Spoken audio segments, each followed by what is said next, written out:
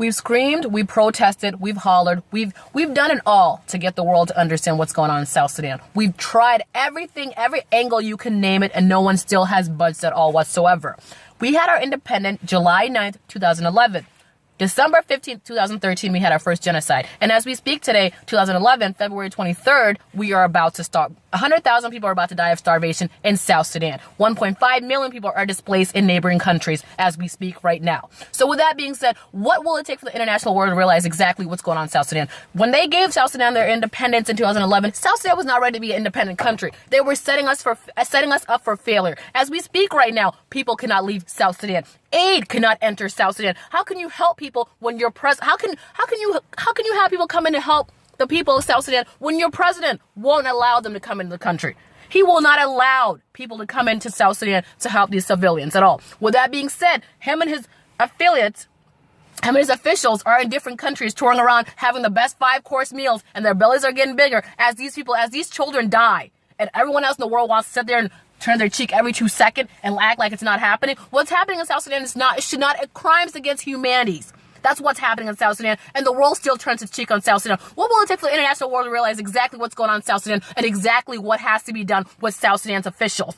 They have to all go to jail. There's no if. They have to be tried in the court of law, and there's no trying them because in the day, they know what they did. They committed crimes against humanity. If my president cannot allow me to get help, what does that say? What does that say?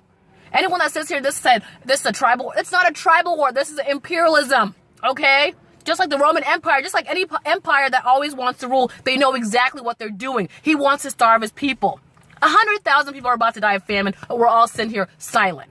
You have Time magazines. You have all these big news corporations out there sitting there saying, is this it for South Sudan? Can we do anything else for South Sudan? What's going on for Can you do something for South Sudan? Yes, you can do something for South Sudan. You guys can stop this genocide. You can stop the innocent killing. It's enough is enough. 2011 to 2017, we're still dying, and the world still turns its cheek on South Sudan. What will it take for the international world to realize exactly what's going on in South Sudan has to stop immediately? What has to happen for 100,000 people to die of starvation because aid can't come into South Sudan? That's unheard of. That's absurd. Modern day genocide happened in 2013 and no one said nothing. And now you're letting it happen again? These kids deserve something. These kids need something from us, and we can't give them that. You know what's the saddest part? I get people inbox me stuff. People go to my page and ask me, hey, can you help me out? I cannot leave my country. I'm confused to why you can't leave your country. And then I realize, because you're with a dictator. A dictator, for crying out loud. This is Hitler 2.0 right now. And yet, the international world still ignores it. And yet, these articles are still going out there about South Sudan. Is it too late for South Sudan? It's kind of a little too late for South Sudan because you guys let that shit happen on your watch. You guys let that happen on your watch. You guys set up South Sudan for failure, and as South Sudan is suffering right now, 100,000 people are about to die in South Sudan, and no one has budged. No one has said nothing at all whatsoever. The UN hasn't said nothing. The Obama administration basically failed. Basically supported Salva Kiir's genocide the whole time and didn't say nothing. I beg, maybe the Trump administration will understand exactly what's going on in South Sudan. Maybe, just a little bit. Maybe you will say, you know, enough is enough because enough is enough. These people deserve more than what they're getting. This dictator has to go. Salva Kiir must go, and we have to figure out how to get rid of him. We have to get rid of him. He has to go because these people deserve more than they're getting. These people deserve to have rights. The basic human rights, the basic access to life in South Sudan is not granted to anybody in South Sudan. Why is that? Because, again, they're government officials and their president. The dictator is dictating what happens. Please, I beg of you, international world, look into South Sudan's situation. Look and see what you can do because this situation has gone to the point where you can't. There's no conversation anymore. Action must be taken. Action must be taken because what's happening in South Sudan should not happen to anybody else. The world set up South Sudan for failure in 2011, and now as we speak, 100,000 people are about to die from starvation in the hands of their own president. Their own president is deliberately killing them on purpose, and no one has budged. No one has said nothing. Give us a chance to be somebody in this world. Give those kids a chance to be someone in this world, and you guys are not doing that. No one is doing that in this world for those kids. Let those boys and girls be doctors, lawyers, physicians. You name it, businessmen, anything, let them be that. But they can't be that because, again, the world has shunned them out on multiple occasions and continues to shun them out again. What will it take for the internet? What will it take for the world to realize exactly what's going on in South Sudan? What will it take? 100,000 people die at this instant moment as we speak, or 1.5 million people displaced. What will it take? A genocide in 2013 that was ignored? What will it take? 2016 genocide that was ignored too? What will it take for the world to realize exactly what's going on in South Sudan should not happen at all whatsoever? These are human beings. They have the basic human rights in this world, and they're not getting those basic human rights at all whatsoever. They have no access to anything in this world. Like I said, I have people reach out to me and say, come help me. I need money for supplies. And I'm confused. I'm like, should I believe these people? Yes, I should believe them because they're afraid. They're like, our government is killing us. We can't leave our own country. If you can't leave your own country, what does that say? What does that say? What does that say? You are a human being. Realize exactly what does that mean as a human being if you cannot leave your own country. We all have rights in this world. Why the world set up South Sudan for failure, I will never understand. But at the same time, the world should not sit there and write about South Sudan. Is it too late? Is this enough for South Sudan? What can we do for South? You could have done something. You could have stopped that genocide in 2013. You could have stopped the election in 2011. You should have never put that person in that position. Salva Kiir is not fit to be a leader. A leader is someone that puts his people first, not puts himself and his officials first. What's happening in South Sudan is a modern day genocide and the world's ignoring it.